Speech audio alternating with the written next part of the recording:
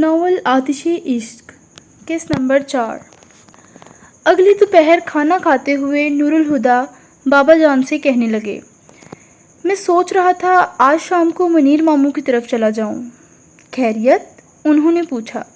کچھ لیگل معاملات پر مشوروں کی ضرورت آن پڑی ہے، پھر کمپنی کی رجسٹریشن کے پیپرز بھی بنوانے ہیں۔ منیر ماموں وکیل ہیں، سوچا ان سے ہی بات کر لوں، اس سے زیادہ قابل اعتماد اور کون ہو سکتا ہے؟ ٹھیک کہہ رہے ہو، بابا جان نے کہا۔ نور الہدیٰ مزید بولے، آج کل ان کے گھر میں شادی کی تیاریاں چل رہی ہیں، تو میرا خیال ہے وہ آفس تو نہیں جا رہے ہوں گے، گھر پر ہی بات ہو سکے گی۔ اور ارے ملیحہ تم بھی چلو نا ساتھ۔ وہ ایسے بولے جیسے بولتے ہوئے اچانک یاد آیا ہو۔ ملیحہ نوالا چبانا بھول کر انہیں دیکھنے لگی، جو خود بھی نوالا منہ میں رکھ کر کچھ سوچتے ہوئے انداز میں بول رہے تھے۔ بلکہ ایک کام کرو، ساتھ میں بیگ بھی تیار کر لو، شادی میں 2-4 دن ہی تو رہ گئے ہیں، سب رشتہ دار بھی آ چکے ہوں گے، تم بھی کچھ دیر کے لیے رہ آؤ۔ ملیحہ کے حلق میں نوالا اٹک گیا، اس نے فوراً پانی کے گلاس کی طرف ہاتھ بڑھایا، مگر نور الہدیٰ انجان بنے اپنے ہی کہے جا رہا تھا، آج میں تمہیں چھوڑ آؤں گا اور ولیمے کے اگلے دن میں تمہیں لینے آ جاؤں گا، ٹھیک ہے؟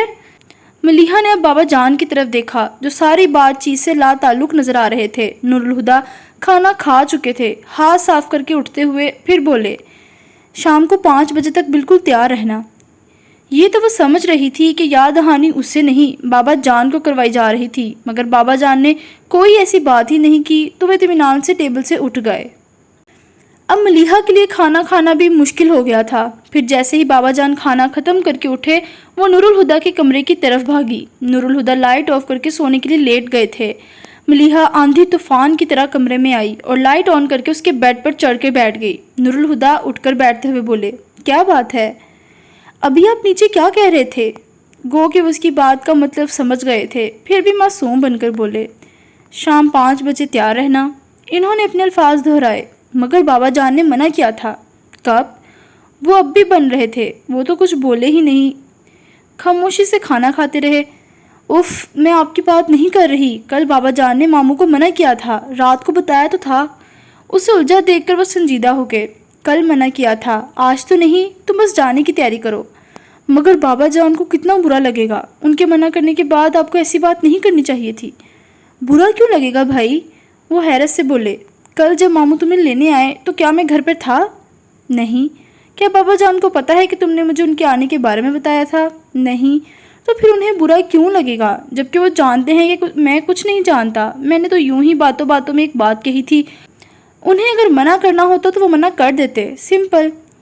تو آپ نے دھاندلی کی ہے۔ ان کی چالاکی سمجھ کر وہ حیرت سے آنکھیں پھاڑ کر بولی، مجھے نہیں پتا تھا کہ لندن والے اتنے بے ایمان ہوتے ہیں، مگر یہ بھی تو دیکھو کہ لندن والے بے ایمانی بھی کس قدر ایمانداری سے کرتے ہیں۔ وہ ڈٹائی سے بول کر ہنسے، کیا خاک ایمانداری ہے، شرم تو نہیں آتی جھوٹ بولتے ہوئے، سیدھے دوزخ میں جائیں گے۔ اس کی ملامت کا نور الہدیٰ پر کوئی اثر نہیں ہوا، بولے، ٹھیک ہے چلا جاؤں گا، مگر اب تم یہاں سے جاؤ، مجھے سونا ہے، رات بھی تم نے میری نیند برباد کی تھی۔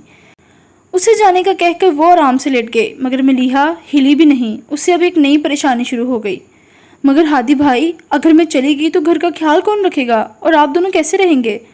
نور الہدیٰ نے سر پر سے چادر ہٹا کر اسے دیکھا، پھر کوہنی کے بل اٹھتے ہوئے کہا، گھر کا خیال رکھنے کے لیے ملازم ہے، اور میں اور بابا جان بچے نہیں ہیں جو تمہارے بغیر نہ رہ سکیں، لیکن کھانا پکانے کے لیے بھی تو کوئی ہونا چاہیے، بابا جان کو نمک مرچ اپنی پسند کی ہی کھانی ہوتی ہے، اور آپ بھی رات کو دیر سے گھر آتے ہیں۔ تمہارا اسسٹنٹ بہادر ہے نا، بھلا وہ کس مرض کی دعا ہے؟ ملیحہ تب کر بولی، وہ کسی مرض کی دعا نہیں ہے، بلکہ خود لا علاج مرض ہے، تینوں ٹائم مجھے اس کے سامنے کھانا رکھ کر کہنا پڑتا ہے کہ بہادر صاحب کھانا کھا لیجئے ورنہ فوت ہو جائیں گے۔ اس نے اس طرح کہا کہ نور الہدیٰ ہنسنے لگے اور ہنستے ہنستے بولے، گل بانو بھی تو ہے، وہ سب سنبھال لے گی، اور پھر 1 ہفتے کی ہی تو بات ہے۔ پھر ایک دم روب سے بولے، اب اٹھو، یہاں سے نکلو۔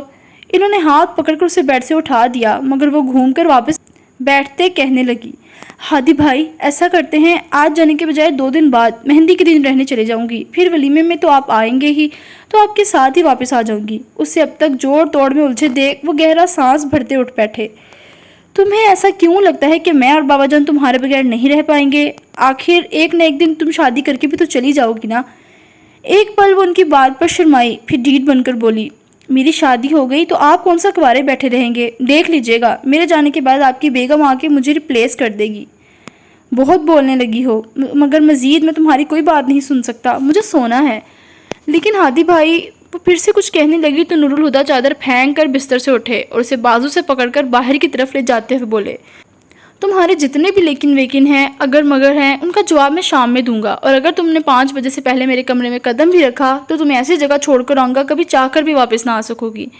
اسے کمرے سے باہر چھوڑ کر وہ واپس اندر مڑے تو ملیحہ بھی، ہادی بھائی بات سنیے، کہتی ان کے پیچھے آئی، مگر دروازہ دھاڑ کرتے اس کے منہ پر بند کیا۔ ملیحہ نے مکہ بنا کر مارنے کے لیے اٹھایا، مگر خود ہی ہاتھ گرا کر منہ بناتی کمرے میں آ گئی۔ کمرے میں آ کر اس نے اپنا بیگ تیار کیا، پھر شام کے لیے کپڑے نکال کر پریس کیے۔ ٹھیک 5 بجے وہ تیار ہو کر نور الہدیٰ کے کمرے کے دروازے پر دستک دے رہی تھی۔ ان کی آواز پر وہ دروازہ کھول کر اندر آ گئی۔ نور الہدیٰ بلیک ڈریس پہن پر بلیک ہی شرٹ پہنے، گلے میں ایک میرون اور دوسری براؤن ڈاٹس والی ٹائی لٹکائے ڈریسنگ کے سامنے کھڑے تھے۔ اسے دیکھ کر بولے، ملیحہ ذرا بتانا تو دونوں میں سے کون سی ٹائی زیادہ سوٹ کرے گی؟ بیگ وہیں سائڈ میں رکھتے ہوئے ان کی طرف دیکھ کر بولے، آپ ہر بات میں میری رائے لینا ضروری کیوں سمجھتے ہیں؟ انہوں نے دو بدو جواب دیا، اور تم ہر بات میں بحث کرنا کیوں ضروری سمجھتی ہو؟ اس نے سر جھٹکا، پھر 2 قدم آگے آ کر ایک نگاہ ان کے سینے پہ ڈالی اور جا کر الماری میں سے کچھ ڈھونڈنے کے بعد ان کی طرف آ گئی۔ پھر ان کے گلے میں سے دونوں ٹائیاں نکال کر ہاتھ میں پکڑی ایش گرے کلر کی ٹائی ان کے گلے میں باندھنے لگی۔ غیر ارادی طور پر ہی نور الہدیٰ کی نگاہ اس پر ٹک گئی تھی۔ وہ اس وقت سفید رنگ کی شلوار قمیض پہنے، سفید ہی دوپٹہ کندھوں پہ پھیلائے کھڑی تھی۔ کانوں میں سفید موتی کے آویزے تھے، آنکھوں میں کاجل کی سی پتلی لکیر اور ہونٹوں پر نیچرل شیڈ کی لپسٹک لگا کر بال کمر پر کھلے چھوڑ رکھے تھے۔ کبھی کبھی ایسا ہوتا تھا کہ نور الہدیٰ اسے دیکھتے دیکھتے ایک پل کو سب کچھ فراموش کر بیٹھتے، جیسے ابھی انہیں کچھ ہوش نہیں رہا تھا۔ ٹائی کی ناٹ لگا کر کالر صحیح کرتے ہوئے ملیحہ ان کی طرف دیکھ کر یوں ہی مسکرائی تو نور الہدیٰ فوراً سنبھلے اور مڑ کر آئینے میں ٹائی ٹھیک کرنے لگے، مگر آئینے میں بھی ان کی نگاہ ملیحہ کے عکس پر تھی۔ تم سفید رنگ مت پہنا کرو، ان کی آواز پر ملیحہ حیرت سے مڑ کر بولی، کیوں؟ اس رنگ میں تم اتنی پیاری لگتی ہو کہ ڈر لگتا ہے کہیں تمہیں نظر نہ لگ جائے۔ ہادی بھائی، وہ ایسے بولی جیسے کہہ رہی ہو کیا بیکار کی بات ہے۔ 1 منٹ، اسے رکنے کا کہہ کر نور الہدیٰ نے دروازے سے کیمرہ نکال کر آنکھوں پر لگا لیا۔ یہ کیا کر رہے ہیں؟ نور الہدیٰ نے کیمرہ نیچے کرتے ہوئے کہا، تصویر کھینچ رہا ہوں، مگر مفت میں نہیں کھینچوں گا، بدلے میں ایک مسکراہٹ ملنی چاہیے۔ اور ملیحہ فوراً ہی مسکرا اٹھی۔ اس کی مسکراہٹ کو ہمیشہ کے لیے قید کر لیا گیا۔ پھر بابا جان کے کمرے کی طرف آ گئے۔ وہ دروازے کی طرف ہی متوجہ تھے۔ نور الہدیٰ سے 1 قدم پیچھے اندر آتی ملیحہ نے انہیں دروازے کی طرف دیکھتے پایا تو گھبرا کر نور الہدیٰ کا ہاتھ تھام لیا۔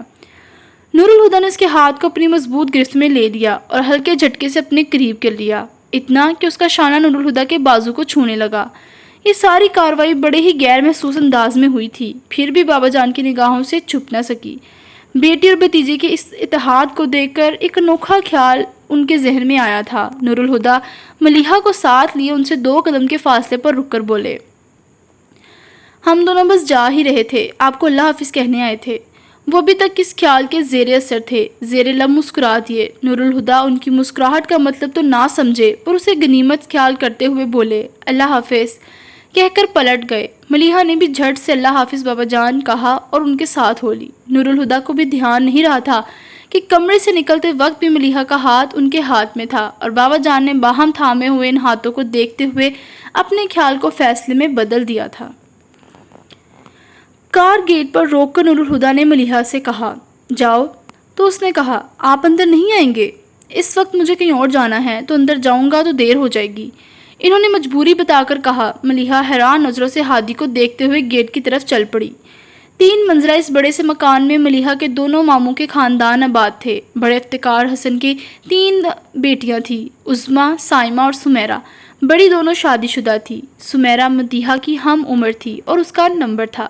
چھوٹے ماموں منیر حسن سب سے بڑے بیٹے آفاق تھے، جن کی سمیرہ کے ساتھ شادی ہونی تھی۔ ان سے چھوٹی گوہر شادی شدہ تھی۔ پھر سمت جو ملیحہ اور سمیرہ کا ہم عمر تھا، اور اس سے چھوٹی ارم تھی جس نے ڈور بیل کی آواز پر گیٹ کھولا تھا۔ پھر ملیحہ کو دیکھ کر ہائے ملیحہ پی آپ کہہ کر اس سے لپٹ گئی، پھر فوراً ہی الگ ہو کر اندر سب کو بتانے بھاگ گئی۔ ملیحہ نے گیٹ بند کیا اور بیگ اٹھا کر بڑا سا لان پار کرتے دالان تک پہنچی تو سب گھر والے اس کے استقبال کو آ پہنچے۔ سب سے پہلے اس کی نظر خالہ پر پڑی۔ السلام علیکم خالہ۔ وہ سلام کرتی ان کے گلے سے لگ گئی۔ وعلیکم السلام بیٹی، جیتی رہو، اللہ عمر دراز کرے۔ سال لپٹائے وہ ملیحہ کو دعائیں دیتی بولی، آج صبح ہی پہنچی ہوں، سوچ رہی تھی کہ جنید جاگ جائے تو اس سے کہوں گی مجھے ملیحہ سے ملا لائے۔ دیکھو ذرا کیسی قبولیت کی گھڑی تھی۔ آمنہ، کیا بچی کو دروازے پر روک کر کھڑی ہو؟ اندر تو لے آؤ۔ یہ بڑی ممانی تھی۔ ملیحہ نے انہیں سلام کیا۔ بیٹی اندر آ جاؤ۔ وہ سلام کا جواب دے کر اسے ساتھ لیے اندر بڑے ہالز میں لے آئیں جو سٹنگ روم کے طور پر استعمال ہوتا تھا۔ وہ صوفے پر بیٹھ چکی تو ممانی کو خیال آیا، ملیحہ کیا اکیلی آئی ہو؟ نہیں ممانی جان، ہادی بھائی چھوڑ کے گئے ہیں۔ نور الہدیٰ؟ انہوں نے تصدیق چاہی۔ جی۔ تو دروازے سے کیوں جانے دیا؟ روک لیتی۔ انہیں کسی ضروری کام سے جانا تھا، کہہ رہے تھے پھر آئیں گے۔ نور الہدیٰ بھی جوان ہو گیا ہوگا، آخری بار جب میں نے دیکھا تھا تو 17-18 سال کا تھا۔ آمنہ خالہ نے ہوائی تبصرہ کیا۔ چھوٹی ممانی بولی، ایسا ویسا آپا نگاہ نہیں ٹھہرتی، فریال ہوتی آج تو بیٹے کا صدقہ نکالتی، آخر پالنے والی تو وہی تھی، اللہ جنت نصیب کرے۔ اس میں کبھی اپنے پرائے کا فرق نہیں کیا تھا، تبھی تو نور الہدیٰ نے اس گھر سے رشتے جوڑ رکھے ہیں۔ لندن سے آتے ہیں، دوسرے دن ماموں کو سلام کرنے گھر آیا تھا۔ پھر ملیحہ سے بولی، بھائی صاحب کیسے ہیں؟ ٹھیک ہیں۔ آفاق بھائی نظر نہیں آ رہے؟ اپنے کسی دوست کی تلاش میں نکلے ہیں۔ اور سمیرہ؟ اس نے مزید پوچھا۔ اپنے کمرے میں ہیں، جب سے مایو بٹھایا ہے سارا وقت سوتی رہتی ہے، کہتی ہے فارغ بیٹھے اور کیا کروں، میں اسے دیکھتی ہوں۔ وہ دروازے کے ساتھ موجود سیڑھیاں چڑھتی اوپر سمیرہ کے کمرے میں آ گئی۔ سنا تھا شادی قریب ہو تو راتوں کی نیند اڑ جاتی ہے، پر یہاں تو دن میں بھی خواب خرگوش کے مزے لیے جا رہے ہیں، اسے کہتے ہوئے ذرا سا چادر کو کھینچا جس سے بنا کر واپس تان لیا گیا۔ گوہر کی بچی، تمہیں کہا نا میں نہیں اٹھوں گی، جو بکواس کرنی ہے کر لو۔ ابھی شادی ہوئی بھی نہیں اور حواس کس قدر معطل ہیں کہ میری آواز بھی پہچانی نہیں جا رہی، شادی کے بعد تو شکل بھی نہیں پہچانو گی۔ چادر تلے ٹھنکنے کے آثار نمودار ہوئے، پھر ایک آنکھ نکال کر باہر جھانکا اور ملیحہ پر نظر پڑتے ہی یہ تم ہو کہہ کر چادر پھینکتی وہ دیوانہ وار ملیحہ سے لپٹ گئی۔ سمیرہ بس کرو، پسلیاں توڑو گی۔ ملیحہ نے بمشکل اسے خود سے الگ کیا۔ وہ الگ تو ہو گئی پر اسے زور کا ہاتھ مار کر بولی، بدتمیز، جب ابو تمہیں لینے گئے تھے تب کیوں نہیں آئی؟ اب آ گئی ہوں نا، وہ متانت سے بولی۔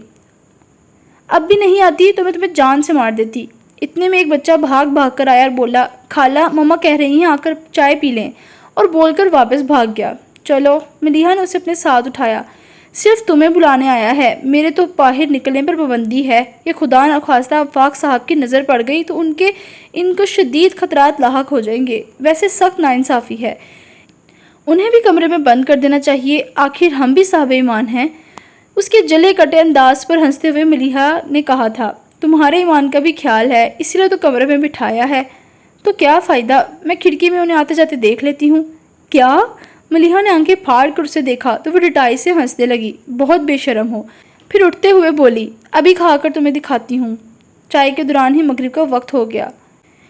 باقی سبھی لوگ نماز پڑھ ہی رہے تھے کہ وہ نماز پڑھ کر لان میں بچھے تخت پر آ بیٹھی، دونوں پاؤں سینڈل سے آزاد کر کے اوپر اٹھائے وہ فرصت سے بیٹھ گئی۔ آسمان کا رنگ گہرا ہونے لگا، دور کہیں پرندے اپنے آشیانوں تک پہنچنے کی کوشش میں اڑے جا رہے تھے۔ وہ فارغ بیٹھی ان پرندوں کو دیکھتی رہی، پھر یوں ہی بھٹکتی اس کی نظر تخت پر کچھ فاصلے پر رکھے دوپٹے پر پڑی جس پر کچھ دیر پہلے سائمہ لیس ٹانک رہی تھی۔ کرنے کو تو اور کچھ تھا نہیں، لیس دوپٹہ اٹھایا اور ٹانکنے لگی۔ گیٹ کا دروازہ کھول کر کوئی اندر آیا تھا۔ ملیحہ نے دھیان نہیں دیا، اتنی سی دیر میں ہی وہ سمجھ گئی تھی کہ یہاں آمد بھی شادی کے ہنگاموں کا ہی ایک حصہ ہے۔ اندر آنے والا شام کے دھندلکے میں لان کی روشنی میں تخت پر بیٹھی سوئی دھاگے میں الجھی لڑکی کو دیکھ کر پہلے تو آگے بڑھنے لگا، پھر کچھ شک سا ہوا تو اس کے چہرے کی طرف دیکھنے لگا۔ آپ؟ حیرت بھری آواز پر ملیحہ سمجھی تو نہیں مخاطب وہ تھی، پھر بھی سر کو اٹھا کر دیکھا تو چاکلیٹ کلر کی شلوار قمیض میں ملبوس وجدان کو دیکھ کر حیرت کچھ اس طرح غالب آئی کہ احساس بھی نہیں ہوا اور سوئی دوپٹے میں گزرنے کے بجائے سیدھی بائیں ہاتھ کے انگوٹھے میں گھسا دی۔ ملیحہ کا تو انگوٹھے میں اٹھتی ٹیسوں کی طرف دھیان بھی نہیں گیا۔ وجدان نے اس کے انگوٹھے سے خون کے قطرے کو ابھرتے دیکھا تو سر جھٹکتا پاس چلایا۔ یہ آپ نے کیا کیا؟ وہ اسے ملامت کرتا اس کے سامنے گھٹنا زمین پر ٹکاتا ہوا بیٹھا اور اس کا ہاتھ تھامنے کو ہاتھ بڑھایا تو ملیحہ نے کرنٹ کھا کر اپنا ہاتھ پیچھے کر لیا۔ وجدان نے سر اٹھا کر اس کی طرف دیکھا، پھر جیب سے رومال نکال کر اس کی طرف بڑھایا۔ اس سے تو لے سکتی ہیں۔ ملیحہ نے کچھ ہچکچاہٹ کے بعد رومال لیا۔ رومال سے خون صاف کرتے ہوئے اس نے وجدان کو کہتے سنا، آپ نے لائبریری آنا کیوں چھوڑ دیا؟ ملیحہ نے چونک کر اسے دیکھا۔ آپ کو کیسے پتا ہے؟ وہ کچھ بھی بولے بغیر مسکرایا تو ملیحہ نے آنکھیں پھیلا کر اسے دیکھا۔ تو آپ روز وہاں جاتے ہیں؟ میرا مطلب ہے 2 مہینے سے آپ کیسے؟ وہ بے ربط انداز میں بول رہی تھی۔ وجدان کی مسکراہٹ کچھ اور بھی گہری ہوئی۔ مجھے یقین تو نہیں ہے مگر یہی سچ ہے۔ میں تیرے واسطے عمریں گزار سکتا ہوں۔ یہی نہیں کہ مجھے جیتنے کی خواہش ہے، میں تیرے واسطے خود کو بھی ہار سکتا ہوں۔ ملیحہ دم بخود سی بیٹھی تھی اور وجدان بھی جیسے ان پلوں کے سحر سے نکلنا نہیں چاہتا تھا۔ وجدان! اس ایک پکار نے تلسم توڑ دیا۔ وہ دونوں ایک دم سے ہوش میں آ گئے۔ وجدان نے گردن گھما کر آواز کی سمت دیکھا۔ گیٹ سے اندر آتا آفاق اسے دیکھ حیران ہو گیا۔ تم یہاں ہو اور میں تمہیں سارے شہر میں تلاش کر رہا تھا۔ ملیحہ نے آفاق کو دیکھا اور پھر وجدان کو۔ سر شام ایک شخص ملیحہ کے سامنے گھٹنوں کے بل نیاز بندی سے بیٹھا تھا۔ نیو سچویشن کسی حد تک قابل اعتراض تو تھی۔ اس کے خیال سے وہ شرمندہ بھی تھی، مگر وجدان کے چہرے پر اسے کسی قسم کی گھبراہٹ کے آثار نظر نہیں آئے۔ وہ اطمینان سے اٹھ کر آفاق سے گلے ملا جو شکوہ کر رہا تھا۔ کہاں ہوتے ہو یار؟ نظر ہی نہیں آتے۔ بابا بھی تمہاری گمشدگی سے کافی ناراض ہیں۔ صبح تو انہوں نے باقاعدہ حکم ہی دے ڈالا کہ تمہیں کہیں سے بھی برآمد کروں۔ کوئی خاص وجہ؟ کسی کیس کے سلسلے میں وہ تم سے مشورہ کرنا چاہتے ہیں۔ وجدان اچھل پڑا۔ ایڈوکیٹ کو منیر حسن کا مشورے کی ضرورت ہے، وہ بھی میرے مشورے ہی؟ کچھ ایسا کہ جیسے میں مان بھی لوں۔ سیریسلی یار، پاپا تو تجھے بہت مانتے ہیں، اور جب میں نے ان کی لیگل فارم جوائن کرنے کے بجائے لیگل ایڈوائزر کی جاب کی ہے، تیرے نام سے مجھے تانے کے سننے پڑتے ہیں۔ چل اندر تو آ۔ آفاق اسے ساتھ لیے اندر چلا گیا۔ ملیحہ جہاں تھی وہیں بیٹھی رہ گئی۔ آفاق نے اسے مکمل طور پر نظر انداز کر دیا تھا، حالانکہ سامنے ہی بیٹھی تھی اور یہ ممکن نہیں تھا کہ آفاق نے اسے نہ دیکھا ہو، مگر جس طرح اس نے ملیحہ کی اندیکھی کی تھی ملیحہ کو بہت عجیب لگا۔ ملیحہ، یہاں کیوں بیٹھی ہو؟ وہاں سب ہال میں ڈھولک کا پروگرام بنائے بیٹھے ہیں، اٹھو شاباش۔ سائمہ آ کر اس کے برابر بیٹھتے ہوئے بہت پیار سے بولی، پھر اس کا ہاتھ تھام کر اپنے ساتھ اٹھاتے ہوئے اندر لے گئی۔ ہال کے ایک جانب بچھے قالین پر ملیحہ کے تمام کزنز اپنی ڈھولک لیے بیٹھی تھیں۔ ساتھ سمیرا کو بھی بٹھا رکھا تھا جو ہاتھ بھر کے لمبے گھونگھٹ میں تھی، اور پاس ہی صوفے پر وجدان براجمان تھا جو آفاق کے ساتھ باتیں کرتے ہوئے اپنے بازو سے لگی بیٹھی ارم کی چھوٹی سی پونی کو بار بار کھینچ رہا تھا اور وہ بار بار جھنجھلا جاتی۔ ملیحہ ایک چٹتی سی نگاہ اس کی طرف ڈال کر اپنے کزنز میں آ بیٹھی۔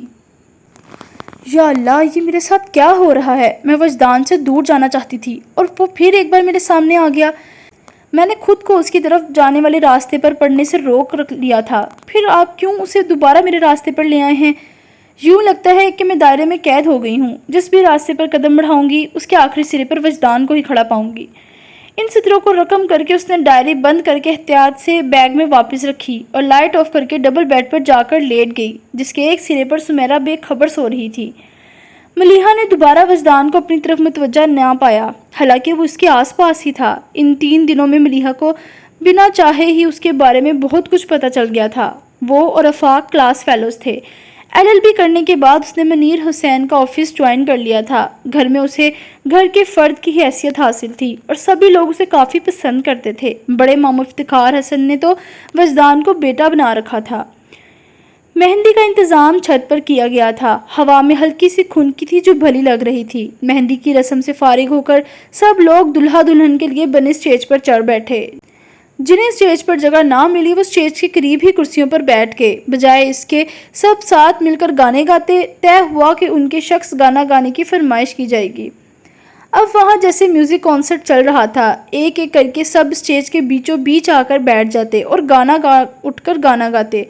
ملیحہ اسٹیج کے نیچے کرسی پر بیٹھی ٹی پنک کلر کے کپڑوں پر ہلکی سی شال لپیٹے ہوئے تھی۔ گوہر وحید مراد کا کوکو کورینا کہا کر اسٹیج سے اتری اور سب تالیاں بجانے لگے کہ سمد نے آواز لگائی، اب وجدان کی باری ہے۔ سب نے سمد کی پیروی میں وجدان کا نام پکارنا شروع کیا۔ وجدان اپنی جگہ سے اٹھ کر سب کے بیچ میں آ کر آلتی پالتی مار کر بیٹھ گیا۔ میں گانا نہیں، البتہ ابن انشاء کی ایک نظم سناؤں گا۔ ارشاد ارشاد کی آوازیں ابھری۔ جب شور تھما تو وجدان اپنی پر اثر آواز میں گویا ہوا۔ ہم گھوم چکے بستی من میں، ایک آس کی پھانس لیے من میں، کوئی ساجن ہو کوئی پیارا ہو، کوئی دیپک ہو کوئی تارا ہو، جب جیون رات اندھیری ہو، ایک بار کہو تم میری ہو۔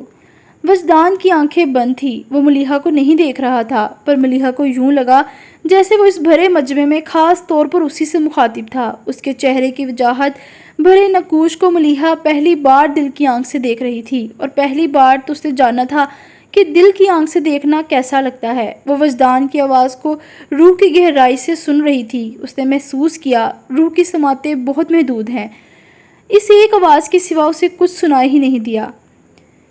جب ساون بادل چھائے ہوں، جب باغن پھول کھلائے ہوں، جب چندہ روپ لٹاتا ہو، جب سورج دھوپ نہاتا ہو، یہ شام نے بستی گھیری ہو، ایک بار کہو تم میری ہو۔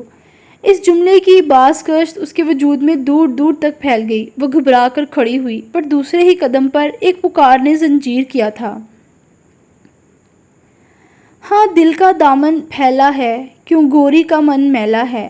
ہم کب تک پریت کے دھوکے میں، تم کب تک دور جھروکے میں، کب دید سے دل کو سیری ہو، ایک بار کہو تم میری ہو۔ وہ مڑ کر اسے دیکھنے لگی۔ کیا جھگڑا سود کھسارے کا، یہ کام نہیں بنجارے کا۔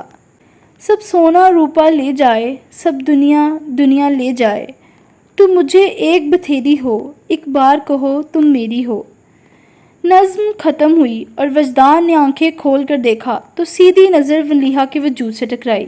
بس ایک ہی پل کے لیے وجدان کی آنکھوں میں اس کی پوری جان سمٹ آئی تھی، پھر اگلے ہی پل سنبھل کر وہ اٹھ گیا۔ ملیحہ اندھیرے میں کھڑی تھی، اس لیے وجدان اس کے چہرے کو نہیں دیکھ سکا جہاں کشمکش نظر آ رہی تھی۔ کیا جھگڑا سود کھسارے کا، یہ کاج نہیں بنجارے کا، وہ زیر لب دہراتے ہوئے کہہ رہی تھی۔ مگر میرا دل تو اندیشوں سے بھرا ہے۔ وہ الجھ گئی تھی، اور الجھن کبھی خود ہی سمجھ جاتی ہے۔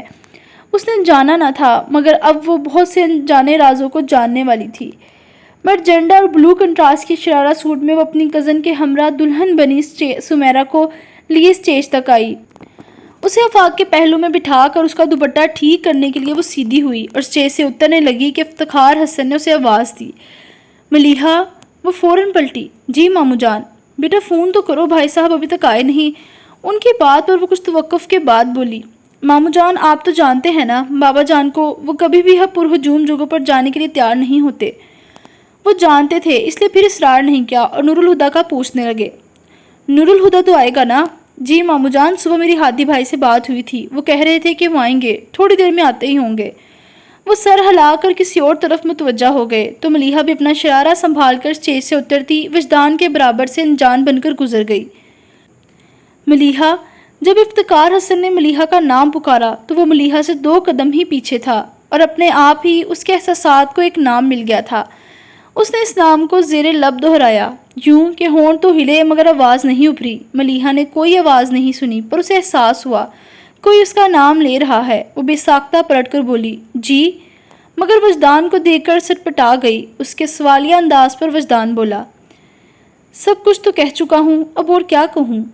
وہ گڑبڑا کر فوراً ہی پلٹ گئی، مگر جانے کیا ہوا، کچھ قدم چل کر ہی وہ اچانک پھر پلٹی اور فان کلر کے ڈنر سوٹ میں وجدان کو دیکھا۔ وہ اسے ہی دیکھ رہا تھا۔ ملیحہ کی آنکھیں اس کی آنکھوں سے الجھ گئی، اور پہلی بار ایسا ہوا کہ وجدان کو دیکھ کر ملیحہ کے دل کی دھڑکنیں بے ترتیب ہو گئی۔ وہ ٹھٹک گئی۔ آگاہی کا پل اس کی زندگی میں آ چکا تھا۔ اس نے بے یقینی سے وجدان مصطفیٰ کو دیکھا۔ وجدان نے آنکھ کے اشارے سے پوچھا، کیا ہوا؟ وہ یوں ہی اس کی طرف دیکھتی رہی، پھر اپنے احساسات پر غور کرتی ہوئی الجھے انداز میں سر کو جھکا لیا تو سلکی بال کندھے سے پھسلتے ہوئے اس کے رخ کو ڈھک گئے تھے۔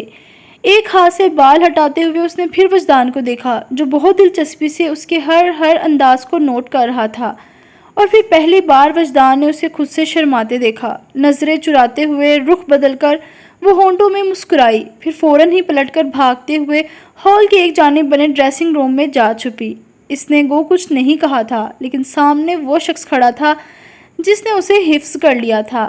بھلا اسے اس حادثے کی خبر کیسے نہ ہوتی؟ وجدان نے کھل کر مسکراتے ہوئے سر اٹھا کر آسمان کی طرف دیکھا اور دل ہی دل میں اس رب کا شکر کرنے لگا جس نے آج اس کی محبت کو معتبر کر دیا تھا۔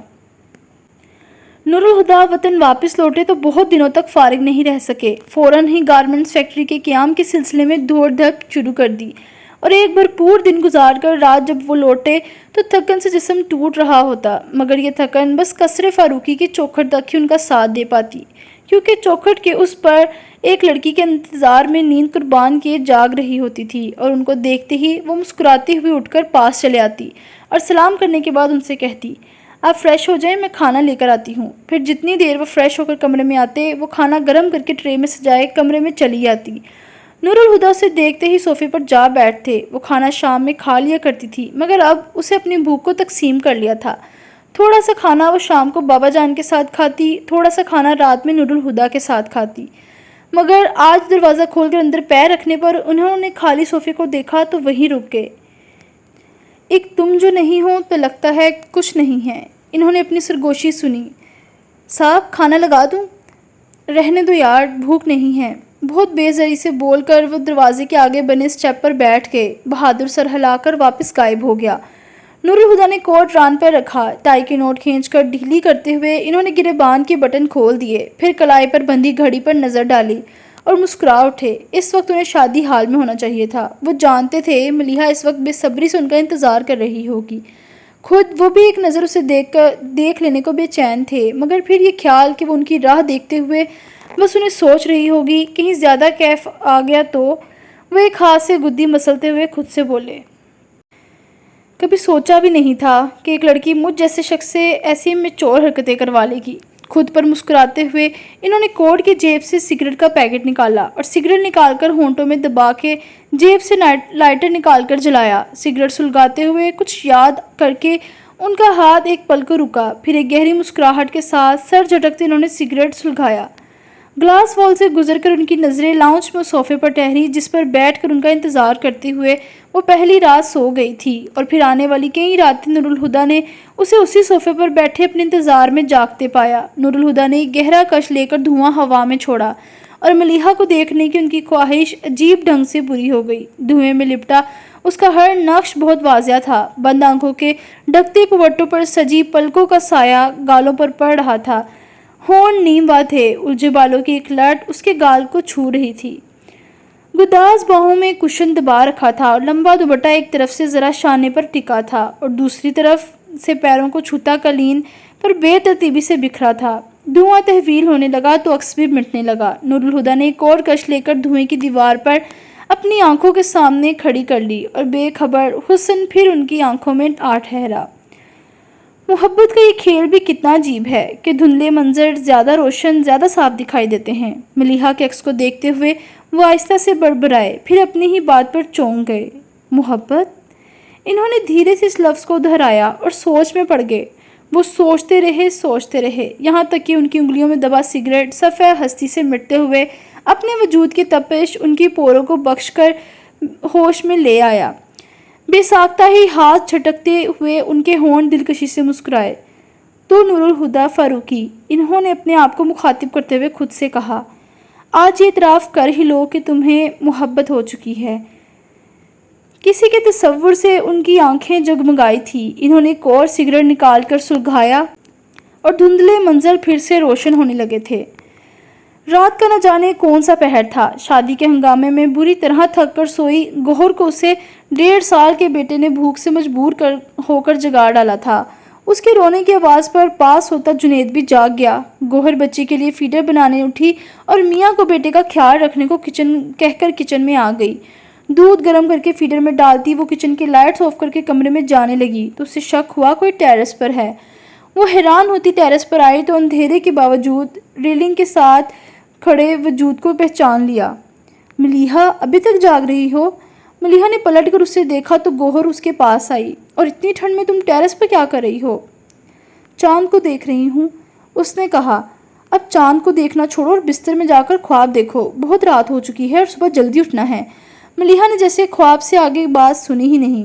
मुझे ख्वाब देखने से बहुत डर लगता है गौहर, क्योंकि टूट जाते हैं तो उम्र भर तकलीफ़ देते हैं। लेकिन आज मेरा दिल चाह रहा है कि कुछ ख्वाब जागती आंखों से सजा लूँ। तुमने कभी जागती आंखों से ख्वाब देखे हैं? वो गौहर से पूछ रही थी। شادی سے پہلے دیکھا کرتی تھی، وہ ہنس کر بولی، مگر اب تو بند آنکھوں سے بھی باپ بیٹے کے چہرے نظر آتے ہیں۔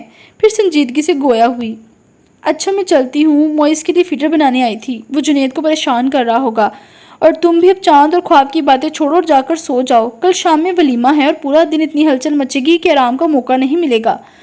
وہ اسے سونے کا کہہ کے اپنے کمرے میں چلی گئی تو ملیحہ نے مڑ کر نظریں پھر سے چاند کی طرف اٹھا لی، جس پر اس لمحے وجدان کی نظروں کا پہرا تھا۔ وہ لون سے چھت تک جاتی سیڑھیوں پر دونوں ہاتھ سر کے نیچے رکھے لیٹا تھا۔ بار بار شام کا وہ منظر اس کی نگاہوں میں گھوم رہا تھا اور ہونٹوں کی مسکراہٹ لمحہ لمحہ گہری ہوتی جا رہی تھی۔ نور الہدیٰ، ملیحہ اور وجدان، تینوں کی آنکھیں زندگی میں پہلی بات رت جگہ سے آشنا ہو رہی تھی، اور تینوں ہی اس بات سے لا علم تھے کہ اس ایک رات کا جاگنا انہیں ساری عمر جگائے گا۔ آج نور الہدیٰ ملیحہ کو لینے آنے والا تھا۔ وہ 2 راتوں سے نہیں سو سکی تھی۔ صبح فجر کی نماز پڑھ کر سوئی تو 10 بجے اٹھی اور ناشتہ کر کے کمرے میں آتے ہی بیگ پیک کرنے لگی۔ وہ ساتھ ساتھ کچھ گناتی جا رہی تھی۔ سمیرہ اسے بلانے آئی تو دروازے میں ہی رک کر اسے دیکھنے لگی۔ ملیحہ کو اس کی موجودگی کا احساس ہی نہیں ہوا تو اس نے خود ہی کھلے دروازے پر دستک دے کر اسے متوجہ کیا۔ ملیحہ نے چونک کر دروازے کی طرف دیکھا اور اسے دیکھ کر مسکرائی۔ وہاں کیوں کھڑی ہو؟ اندر آ جاؤ۔ سمیرہ کمرے میں آ کر بیڈ پر بیٹھ گئی۔ کیا بات ہے؟ جب آئیں تو الجھی ہوئی سی تھی، اب جا رہی ہو تو بہت خوش نظر آ رہی ہو۔ ہاں خوش تو ہوں، وہ اٹھلائی، پھر بولی، مگر تم میری چھوڑو، اپنی سناؤ۔ شادی کے بعد تو اور بھی نکھر گئی ہو۔ لائٹ پرپل کلر کی ہلکی سی کڑھائی والے کپڑوں میں ملبوس، مہندی لگے ہاتھوں کی کلائیوں میں بھر بھر کے چوڑیاں پہنے، ہلکی سی جولری میں دلہن آپے کا روپ لیے سمیرہ کو دیکھ کر اس نے کہا تھا۔ جواباً اس نے بھی مسکرا کر اس پہ گہری نظر سے دیکھا تھا۔ میرا نکھار تو شادی کی وجہ سے ہے، مگر تم کیوں کھلی جا رہی ہو؟ سمیرہ نے کچھ فاصلے پہ بیٹھی کپڑے طے کرتی ملیحہ کی تھوڑی کے نیچے ہاتھ رکھ کر اس کا چہرہ اوپر اٹھایا، جس کے گالوں کی سرخیاں اور بھی گلابی ہو رہی تھی۔ ملیحہ نے اس کے ہاتھ اپنے ہاتھوں میں لے کر جذب سے کہا، محبت سے۔ کیا؟ سمیرہ اچھل ہی تو پڑی۔ ملیحہ نے کھلکھلا کر ہنستے ہوئے کہا، ہاں، اگر محبت ہونے سے پہلے مجھے پتہ چل جاتا کہ محبت اتنا خوبصورت احساس ہے تو کبھی پہروں محبت ہو جانے کے خیال سے خوف زدہ نہ رہتی، مگر اظہار تو اب بھی مشکل ہی لگتا ہے۔ مگر محبت ہوئی کس سے؟ کیا نور الہدیٰ سے؟ پوچھنے کے ساتھ اس نے اندازہ بھی لگایا۔ اس کے غلط اندازے پر وہ سست ہو کر بولی تھی، ان سے محبت ہوئے تو زمانے بیت گئے، اب تو یہ بھی یاد نہیں کہ کب ہوئی تھی۔ مگر وجدان کا نام نہ لے سکی تو چپ ہو کر یوں ہی بیڈ شیٹ کی اندیکھی شکنیں دور کرنے لگی۔ سمیرہ نے اس کے لہجے کو سمجھا نہیں، اس کے لفظوں کو اپنے انداز کی تصدیق سمجھ کر چھیڑنے کے انداز میں بولی، لگتا ہے انہیں بھی تم سے محبت ہے، کل ولیمہ ہے اور آج لینے آ پہنچے، ایک دن مزید تمہارے بغیر نہیں رہ سکے۔ ہادی بھائی آ گئے ہیں؟ نور الہدیٰ کے آنے کا سن کر اس نے پھر اور کسی طرف دھیان ہی نہیں دیا اور سب کچھ چھوڑ چھاڑ کر نیچے بھاگی چلی آئی۔ اسے آتا دیکھ کر منیر حسن کی کسی بات کا جواب دیتے نور الہدیٰ نے نہ صرف چپ ہو گئے بلکہ بے دھیانی میں کھڑے بھی ہو گئے۔ ملیحہ اسی تیزی سے ان کی طرف بڑھی تھی۔ اس کی رفتار دیکھ کر نور الہدیٰ کے ساتھ ہی صوفے پر بیٹھے آفاق کو خدشہ ہوا کہ وہ سیدھی ان کے گلے لگ جائے گی۔ نور الہدیٰ بھی اس کی تیزی پر بکھلائے تھے، پر ان سے 2 قدم کے فاصلے پر ملیحہ نے اچانک ہی بریک لگا لیے۔ اپنی غیر ارادی حرکت پر وہ شرمندہ ہو گئی تھی، اس لیے کچھ بول بھی نہیں پائی، اور نور الہدیٰ نے اس کے بولنے کا انتظار بھی نہیں کیا۔ انہوں نے اس کے سر پہ ہاتھ رکھا اور پوچھا، کیسی ہو؟ ٹھیک ہوں، آپ کیسے ہیں اور بابا جان کا کیا حال ہے؟ میں ٹھیک ہوں اور بابا جان کا حال بھی بہتر ہے۔ پھر اسے کھڑا دیکھ کر کہنے لگے، بیٹھ جاؤ، اور وہ فوراً بیٹھ گئی۔ نور الہدیٰ بھی واپس اپنی جگہ بیٹھتے بولے، جی مامو جان، آپ کیا کہہ رہے تھے؟ اور ان کی بات چیت کا سلسلہ جہاں سے منقطع ہوا وہیں سے جڑ گیا۔ دوپہر کے کھانے کے بعد وہ اپنا بیگ لینے کمرے میں آئی تو یکدم ہی وجدان کا خیال آ گیا۔ اتنے دنوں سے وہ یہیں پر تھا، پر آج صبح سے نظر ہی نہیں آیا۔ وہ بیگ لیے نیچے آ گئی۔ نور الہدیٰ سب سے رخصت لے کر اس کا بیگ اٹھائے آفاق کے ساتھ گیٹ سے نکل گئے۔ سب سے ملتی وہ سمیرہ تک آئی۔ سمیرہ پل بھر کو اس کے گلے لگ کر بولی، اللہ حافظ۔ ارے یہ کیا طریقہ ہے؟ ملیحہ اجنبے سے بولی تو اس نے کہا، طریقہ تو بالکل صحیح ہے، لیکن تمہیں اعتراض کیا ہے؟ ویسے تو میں جب بھی آتی تھی تو جاتے وقت تم کیسے روکتی تھی، تھوڑی دیر ٹھہر جاؤ، اچھا شام کو چلی جانا، اور آج کتنے آرام سے مجھے بھیج رہی ہو، ایک بار بھی نہیں روکا۔ کیونکہ میں جانتی ہوں آج میرے روکنے سے تم نہیں رکو گی۔ اس کے نروٹھے پن کے جواب میں سمیرہ شوخی سے بولی، پر وہ سادگی سے کہنے لگی، ٹھیک کہہ رہی ہو، مجھے بہت دن ہو گئے ہیں، اب اور نہیں رک سکتی۔ پھر اللہ حافظ کہہ کر گیٹ کی طرف جانے لگی۔ اسی وقت وجدان اندر آیا۔ اس نے ملیحہ کو دیکھا، پھر پیچھے کھڑے سب لوگوں کو۔ آپ جا رہی ہیں؟ پہلی بار وہ سب کی موجودگی میں سے براہ راست مخاطب ہوا تھا۔ ہاں، اس نے کہا۔ ملیحہ اب آ بھی جاؤ، نور الہدیٰ انتظار کر رہا ہے، آفاق نے گیٹ سے اندر منہ کر کے کہا تو کچھ کہے بغیر وہ باہر نکل گئی۔ میری خاطر جھوٹ بولتے بولتے مجھ سے بھی جھوٹ بولنا سیکھ گئے ہیں۔ کار کی خاموشی میں ملیحہ کی خفگی بھری آواز سنائی دی۔ وہ اس کی طرف مڑے اور کوئی وضاحت مانگے بغیر بولے، آئی ایم سوری۔ ملیحہ نے ان پر ایک خفاس نگاہ ڈالی اور منہ پھیر لیا۔ اس کی خاموشی کو محسوس کر کے وہ پھر بولے، ملیحہ میں معافی مانگ رہا ہوں نا۔ معافی مانگنے کی نوبت ہی کیوں آئی؟ وہیں یوں ہی رخ موڑے بولی، پھر ان کی طرف دیکھتے ہوئے کہا، جانتے ہیں میں نے آپ کا کتنا انتظار کیا؟ جانتا ہوں۔ وہ ہلکے سے مسکرائے، پھر آئے کیوں نہیں؟ کبھی کبھی یہ احساس بہت سکون دیتا ہے کہ کوئی آپ کے انتظار میں بے چین ہے۔ ملیحہ نے سر جھکا کر دھیمی سی مسکراہٹ کے ساتھ کہا، صحیح کہہ رہے ہیں۔ پھر اپنی بات کہہ کر منہ پھیرے کھڑکی سے باہر دیکھنے لگی۔ نور الہدیٰ نے ڈیش بورڈ سے ایک انویلپ اٹھا کر اس کی طرف بڑھایا۔ ملیحہ نے ان کے ہاتھ کی طرف دیکھا، پھر انویلپ میں رکھا کاغذ نکال کر پڑھنے لگی۔ وہ جیسے جیسے پڑھتی گئی اس کے چہرے پہ جوش کے آثار آنے لگے۔ آخر وہ ان کا بازو دبوچ کر زور سے بولی، مجھے یقین نہیں آ رہا ہادی بھائی، جب مجھے پتا چلا کہ آرٹ کونسل نے مصوروں کے لیے ایگزیبیشن ارینج کرنا چاہتی ہیں تو میں نے مذاق میں ہی اپلائی کر دیا، پر میرا سلیکشن ہو گیا ہے۔ واقعی؟ وہ بہت دل سے حیران ہوئے۔ ہاں، اور پتہ ہے اس میں لکھا ہے کہ… وہ لیٹر میں سے کچھ پڑھتے ہوئے ایک دم ہی چپ ہو گئی۔ اسے خیال آیا کہ جب اس نے انویلپ میں سے لیٹر نکالا تھا تو وہ کھلا ہوا تھا۔ وہ مشکوک سے انداز میں بولی، ہادی بھائی یہ انویلپ آپ نے کھولا تھا؟ وہ مزید ایکٹنگ کا ارادہ چھوڑ کر ہنستے ہوئے بولے، سوری اگین ہادی بھائی، میں آپ کو سرپرائز دینا چاہتی تھی، اس لیے آپ کو اور بابا جان کو نہیں بتایا۔ وہ بری طرح چڑ گئی۔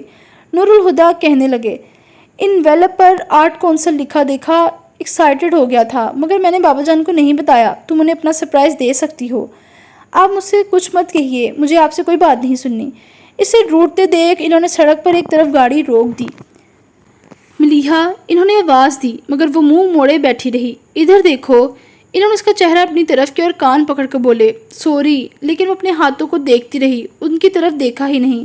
I am sorry. انہوں نے اس کے آگے ہاتھ جوڑ دیے تو ملیحہ نے جھٹکے سے ان کے ہاتھوں کو الگ کر دیا۔ آپ بہت برے ہیں۔ میں برا ہوں؟ وہ یوں بولے جیسے ان کا برا ہونا ناممکنات میں سے ہو۔ وہ ایک دم ہی ہنس پڑی۔ نہیں، آپ بہت اچھے ہیں۔ اس کے ہنستے ہوئے چہرے کو دیکھ نور الہدیٰ ریلیکس ہو گئے۔ کچھ دیر پہلے ہی نور الہدیٰ بابا جان اور ملیحہ کو اسٹڈی روم میں چھوڑ کر گئے تھے اور جاتے ہوئے دروازہ بند بھی کر گئے تھے۔ آئیے بابا جان اور ملیحہ، تم بھی آ جاؤ۔ کچھ دیر بعد باہر آ کر وہ دونوں سے بولے۔ باہر آ کر انہوں نے بابا جان سے کہا، جائیے، آپ کے کمرے میں ایک سرپرائز گفٹ آپ کا انتظار کر رہا ہے۔ وہ اپنے کمرے میں جانے لگے تو ملیحہ بھی ان کے پیچھے چل پڑی۔ تم کہاں جا رہی ہو؟ نور الہدیٰ نے فوراً اس کا بازو پکڑ کر روکا۔ بابا جان کا گفٹ دیکھنے۔ بابا جان کا برتھ ڈے گفٹ ہے، پہلے انہیں دیکھنے دو، تم بعد میں دیکھ لینا۔ جی نہیں، مجھے ابھی دیکھنا ہے۔ ہاتھ چھوڑیں، وہ ضد سے بولی۔ کہاں نا بعد میں دیکھنا۔ وہ اڑ گئے، اپنا بازو چھڑانے لگی۔ چھوڑیں مجھے۔ تم آرام سے کھڑی رہو، بابا جان آپ جائیے۔ اسے خاموش کروا کر وہ آخر میں بابا جان سے بولے، جو ان کے جھگڑوں کی وجہ سے رک گئے تھے۔ وہ دروازہ کھول کر کمرے میں آ گئے اور ملیحہ نے شور مچا دیا، مجھے بھی دیکھنا ہے، ہاتھ چھوڑیں ہادی بھائی، برتھ ڈے تو یاد نہیں رہا؟ آپ بڑے آئے ہیں برتھ ڈے گفٹ دینے والے۔ بولنے کے ساتھ ہی وہ دوسرے ہاتھ سے ان کی گرفت ڈھیلی کرنے کی کوشش کرتی رہی، مگر انہوں نے اس کا بازو نہیں چھوڑا تو اس نے اچانک ہی ان کے ہاتھ میں دانت گاڑ دیے۔ نور الہدیٰ نے تڑپ کر اپنے ہاتھ کو جھٹکا، مگر اس کے ہاتھ پر گرفت مضبوط ہی رکھی۔ جنگلی بلی کہہ کر حساب بھی برابر کر دیا۔ خود ہی ہوں گے جنگلی بلی، بلکہ بلے۔ سخت برا منایا گیا۔ آخر نور الہدیٰ نے اس کا بازو چھوڑ دیا۔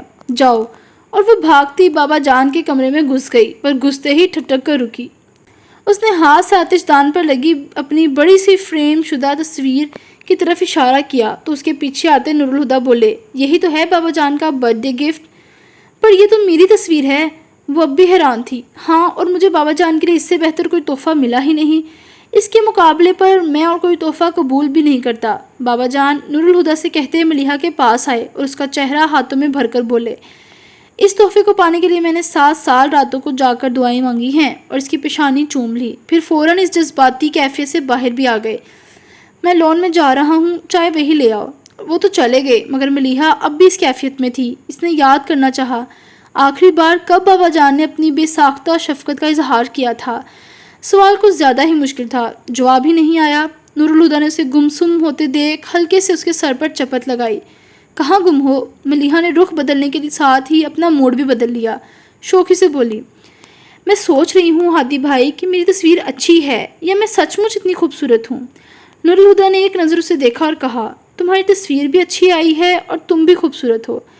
آپ بٹننگ کچھ زیادہ ہی کر رہے ہیں۔ وہ انہیں تیکھی نظروں سے دیکھ کر بولی، یہ سب چھوڑو اور بتاؤ تم اپنا سرپرائز کب دے رہی ہو؟ کبھی نہیں، اس نے کہا اور کمرے سے نکل گئی۔ نور الہدیٰ بھی اس کے پیچھے باہر آئے۔ کبھی نہیں کیا مطلب ہے؟ میرا دل چاہ رہا ہے کہ بابا بھی ایگزیبیشن میں آئیں، مگر میں جانتی ہوں وہ نہیں آئیں گے، تو پھر بتانے کا کیا فائدہ؟ وہ رکی نہیں اور یوں ہی چلتے ہوئے ان سے باتیں کرتی ہوئی کچن کی طرف آ گئی۔ تم نے کیسے سوچ لیا کہ بابا جان نہیں آئیں گے؟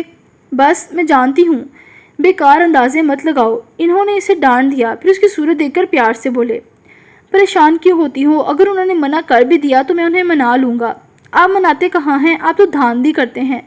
اس نے بچے کی طرح منہ بنایا تو وہ روب سے بولے، میں جو بھی کروں مگر تم آج ہی بابا کو ایگزیبیشن کے بارے میں بتاؤ گی، نہیں تو میں بتا دوں گا، بس ایک ہفتہ ہی رہ گیا ہے۔ ہادی بھائی بابا منع کر دیں گے۔ اس نے پھر وہی بات دہرائی تو نور الہدیٰ جھنجھلا گئے۔ ایک تو تمہاری سوئی کہیں اٹک جاتی ہے، اب جاؤ ذرا چائے کا بندوبست کرو، اور چائے خود ہی بنانا، تمہارا چہیتا بہادر تو جو شاندہ سامنے رکھ دیتا ہے۔ وہ ہونٹ کاٹتی کچن میں چلی گئی تو وہ بھی باہر لان میں آ گئے۔ کچھ خاص خبر چھپی ہے؟ چیئر پر بیٹھتے ہوئے انہوں نے شام کا اخبار دیکھتے بابا جان سے پوچھا۔ خود ہی دیکھ لو۔ انہوں نے اخبار نور الہدیٰ کی طرف بڑھایا، جسے پکڑنے کے لیے نور الہدیٰ نے ہاتھ بھی نہیں اٹھایا، اور کہا، ذرا دیر میں چائے آنے والی ہے، اور ملیحہ کہتی ہے کہ کھانے پینے کے وقت اخبار نہیں پڑھنا چاہیے، وہ ختم ہو جاتی ہے۔ بہت مانتے ہو اس کی؟ اخبار والا ہاتھ نیچے کرتے ہوئے وہ بولے تو نور الہدیٰ نے مسکرا کر سر جھکا دیا۔